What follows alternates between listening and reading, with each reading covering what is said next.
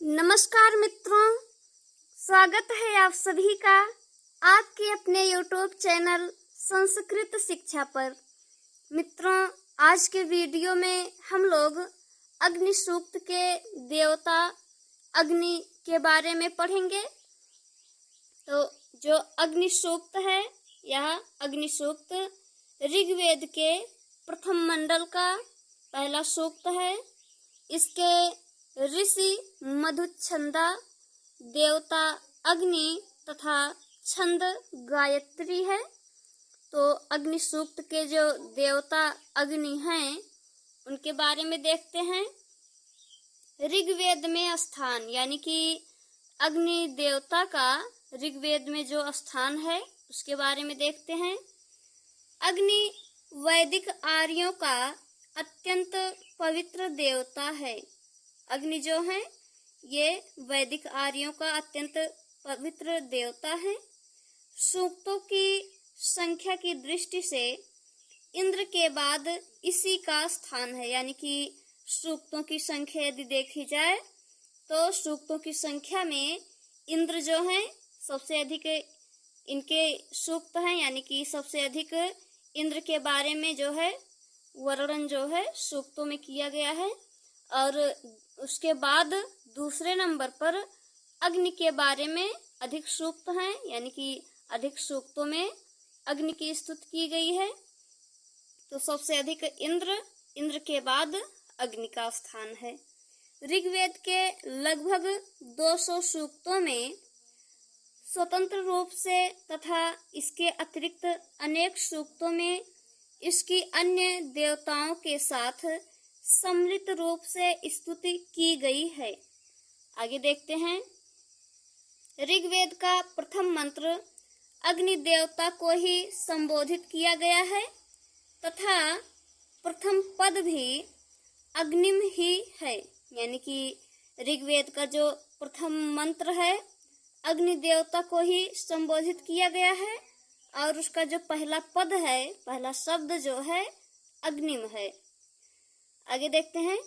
याज्ञिक प्रधानता के कारण लगभग संपूर्ण मंडलों के प्रथम सूक्त अग्नि को ही संबोधित किए गए हैं। अग्नि का अर्थ है वह देवता जो यज्ञ में प्रदान की गई हवि को देवताओं तक पहुंचाता है। यानी कि अग्नि का अर्थ बताया जा रहा है कि वह देवता जो यज्ञ में प्रदान की गई हवि को देवताओं तक पहुंचाता है। अब उत्पत्ति, यानी कि अग्नि की उत्पत्ति के बारे में देखते हैं। अपस, उषस, त्वष्टा, द्यावा पृथ्वी, द्योः और विष्णु को अग्नि का उद्भावक कहा गया है। यानी कि अपस, उषस, त्वष्टा, द्यावा पृथ्वी, देव और विष्णु को ही अग्नि का उद्भावक माना जाता है। दो अरुणियों के घर्षण से उत्पन्न होने के कारण अरुणियों को इसका माता पिता बताया गया है। अग्नि को 10 युवतियों से भी उत्पन्न माना गया है। ये 10 युवतियां मनुष्य के दोनों हाथों की 10 अंगुलियां हैं। अंतरिक्ष स्थित जल को भी अग्नि का उद्भावक माना गया है। इसको सदृश पुत्र भी कहा गया है क्योंकि अग्नि को उत्पन्न करने के लिए सदृश यानी कि शक्ति लगानी पड़ती है। प्रतिदिन प्रातः उत्पन्न होने के कारण उसको यविष्ठ तथा यविष्ठ्य की उपाधि से अलंकृत किया गया है। इसके त्रिविध जन्मों का बारंबार उल्लेख है। इसको द्विजन्मा भी कहा गया है। अग्नि को अनेक नामों वाला भी माना गया है। अग्नि के अनेक जन्म अनेक पार्थिव वेदियों पर प्रज्वलित होने वाले विभिन्न अग्नियों की ओर संकेत करते हैं, क्योंकि उसे प्रत्येक परिवार गृह तथा आवास में स्थित बताया गया है। आगे देखते हैं। स्वरूप यानी कि अग्नि का स्वरूप बताया जा रहा है। प्रकाशित होना ही अग्नि का स्वरूप है। प्रकाशित होना ही अग्नि का स्वरूप है।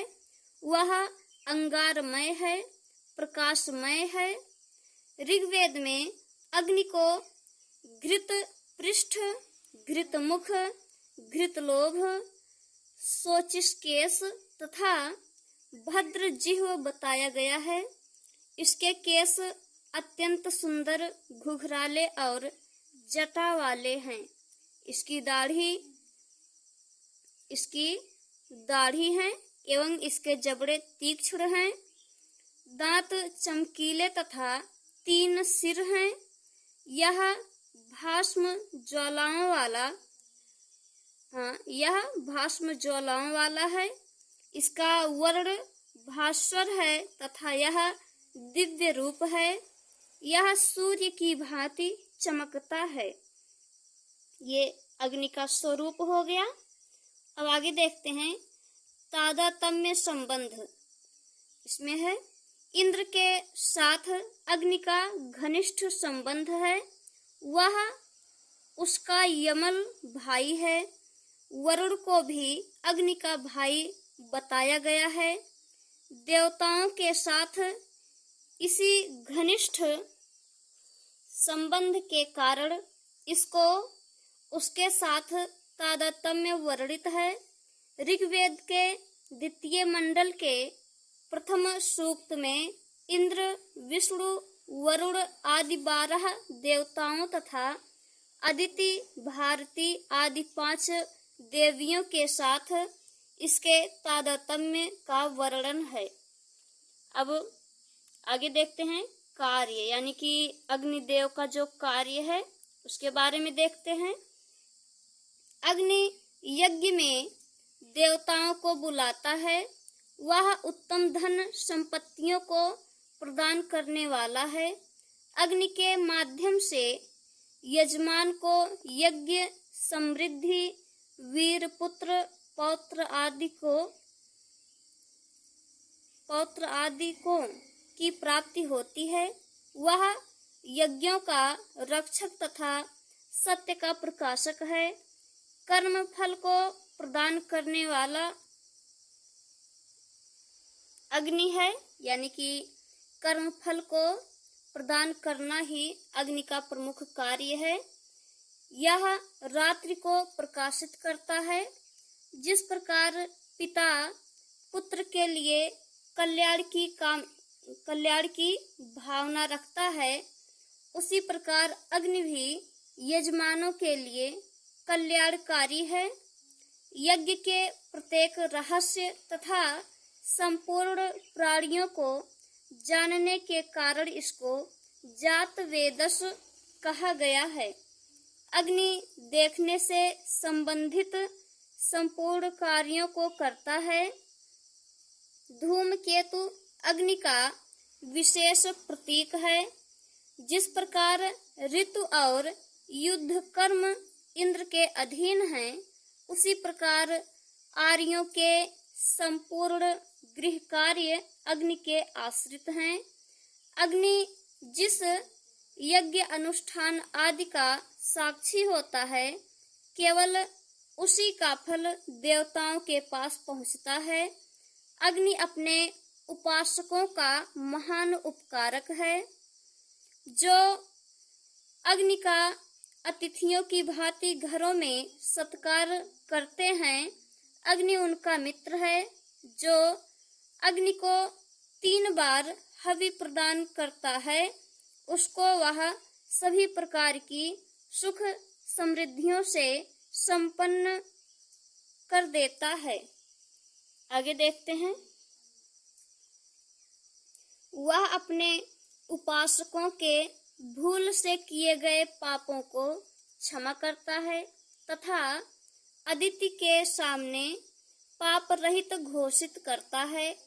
इसके लिए सम्राट तथा असुर उपाधि का प्रयोग किया जाता है। यह अमरत्व का अभिभावक तथा अधिपति है। तो ये अग्नि के कार्य हुए। अब प्राकृतिक आधार है। तो अग्नि का जो प्राकृतिक आधार है उसे देखते हैं। अग्नि का प्राकृतिक आधार स्पष्ट है। हमारे सामने अग्नि के 3 रूप दृष्टिगोचर होते हैं। लकड़ी से उत्पन्न अग्नि यानी कि दावाग्नि, जिसे दावाग्नि कहते हैं, और जल से उत्पन्न अग्नि जिसे वाडवाग्नि कहते हैं, और तीसरा है एवं दिवलोक से उत्पन्न अग्नि जिसे वैद्युत अग्नि कहते हैं। यद्यपि जलों के घर्षण से अग्नि की उत्पत्ति नहीं होती, तथापि वाडवाग्नि को ही संभवतः आपस से प्रादुर्भूत अग्नि माना गया है। आधुनिक समय में जल से भी जलीय विद्युत शक्ति का उत्पादन किया गया है। यानी कि आधुनिक समय में जल से भी जलीय विद्युत शक्ति का उत्पादन किया जाता है। तो ये हो गया प्राकृतिक आधार, अग्नि का प्राकृतिक आधार। अब देखते हैं मानवीय जीवन से संबंध, अग्नि का मानवीय जीवन से संबंध। अग्नि का मानव जीवन से घनिष्ठ संबंध है। इसको दमोनस यानी कि घरों में रहने वाला, गृहपति यानी कि गृह का स्वामी, विश्वपति आदि नामों से पुकारा जाता है। पारिवारिक जीवन के साथ इसका इतना घनिष्ठ संबंध है कि इसको पिता, भाई, मित्र, पुत्र आदि रूपों में चित्रित किया गया है। ऋग्वेद में वैश्वानर, तनोनुपात, नराशंस आदि नामों से अग्नि का उल्लेख है। अग्नि को सर्वतोव्याप्त, प्रजावाला यानी कि सर्वतोव्याप्त, प्रजावाला, सत्यशील तथा अतिशय कीर्ति वाला कहा गया है। तो ये मानवीय जीवन से संबंध, अग्नि का मानवीय जीवन से संबंध हुआ। अब इसके लिए एक पंक्ति है, अग्नि ही होता कवि क्रतुः सत्यस्य चित्र सर्वस्तमः देवो देवेभिरागमत्।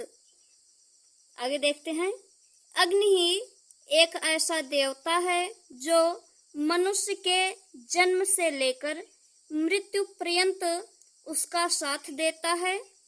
अग्नि से ही इस संसार में प्रकाश का आविर्भाव हुआ है। वैदिक काल में ऋषियों के समक्ष अग्नि की उपादेयता सर्वाधिक सिद्ध हुई। इसका प्रमुख कारण अग्नि की सहायता से ही यज्ञ, भोजन आदि की व्यवस्था तथा शीत आदि से रक्षा है। इसकी महत्ता शक्तिशाली आकाश से भी अधिक है। यह सर्वोच्च प्रकाशमान देव है। इसीलिए वैदिक ऋषि अग्नि देवता से अपने उन्नति एवं कल्याण की प्रार्थना करता है। यदंग दासु से तुम अग्ने भद्रम करिष्यसि तवेतत् सत्यम अंगिरः। तो ये अग्निदेव के बारे में हुआ। तो मित्रों, आशा है वीडियो आप लोगों को पसंद आई होगी। तो वीडियो को लाइक कीजिए, चैनल को सब्सक्राइब कीजिए तथा अपने मित्रों के साथ शेयर कीजिए। और यदि वीडियो में कुछ कमी दिखे तो उसे कमेंट बॉक्स में कहिए। इससे भी अच्छी वीडियो लाने के लिए हमारा सहयोग कीजिए। वीडियो देखने के लिए आपको बहुत बहुत धन्यवाद। अब आगे मिलते हैं अगले वीडियो में। तब तक के लिए नमस्कार।